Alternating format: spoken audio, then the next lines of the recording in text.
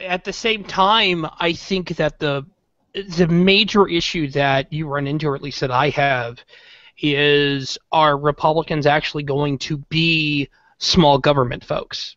That's kind of the question that I have. Are they going to be the small government folks? And if they aren't going to be small government folks, then they're no different from Democrats. But see, no. That's where I think we can That's be where the clever. libertarian in me comes out. Sorry. Yes, of course. What we have to consider is that a shot, and I said this to Alan on VLR on yesterday, last night on the show, on their finest hour. But if we have the desire to roll back so much of the big government, what we can do that would be interesting, and without the shock to the system, that would freak people out and turn them against it politically and lose all the popular support that we would need to do it, is considering going through and using the system to dismantle the system. And if we start pushing that narrative, if we start reforming programs instead of ripping them out right off the bat, it won't freak people out, and then we can use that reform the same way that we did in the 90s over, say, welfare reform. We can use that reform and actually get it done to begin to shrink the size of government. But it is going to be difficult to turn this big ship around on a dime. It will not happen. It has to happen gradually.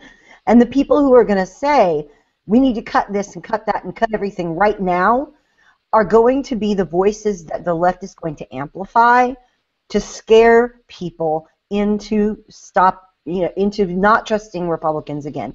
Oh, they just want to take away your blank, whatever it is. The messaging has to improve on our side and say, oh no, we don't want to take all this away from people that they have that helps them to do whatever they need to do, whether it's the safety net or whatever. But we want to make things better for people. We want to improve this so that those wasteful things don't happen, that fraud doesn't happen, and that it's a better, more efficient, more streamlined, more effective bit of government. And yeah, libertarians are going to balk at that concept somewhat, but if that is where they park and they stay on just, we need to rip it all out, roots and all, it's going to be so politically disastrous that we won't get here again with this opportunity for years to come. This revelation that, oh my gosh, Rand Paul must be a moderate because he believes in a safety net, that proves that we've done a pretty miserable job of explaining our positions. Because, yeah, do a lot of us say that we want to have less of a welfare state? Do we want to have no welfare state? Sure, fine, whatever. We're not going to get there anytime soon. And there are people who do benefit from some of these services. It's a way to phrase shrinking the welfare state by making it smarter, by making it better, by improving it. We don't have to say, let's shrink it, let's improve it. Well, exactly. Oh, go ahead, Corey. I was just going to say, exactly. I mean, I don't know a single conservative, and you guys know I know hundreds of them, who would say that we have to just completely get rid of welfare and just let people starve on the streets. I do not know anyone who believes that. So we've got to change the way, like you're saying, JD, we have to change the way that we're phrasing this so that it's something that not only resonates with people who are not political or who are not conservative, but also in a way that conservatives can identify with. Also, I would have a message for libertarians, which is this. You guys believe that the free market is going to be the most compassionate provider for the most people.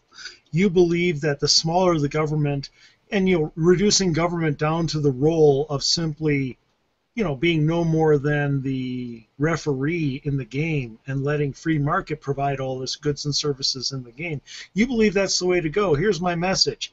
I agree 100%, but the population does not yet. So my question is, will you help us convince more and more voters of those things while continuing to win together elections to stave off the damage that Democrats do, because we cannot govern totally libertarian, as many of us would like to, right out of the gate, because we would quickly lose the majorities with which to complete those changes.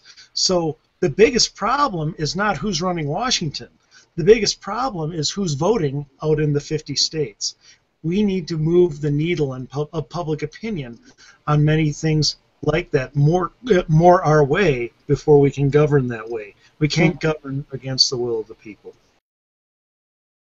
But why are Democrats and progressives hyping it? Not to raise money, as they did during the midterms. They are trying, Weigel says, to discredit opposition to the executive amnesty, to make the president's actions seem less controversial by amplifying its most extreme critics.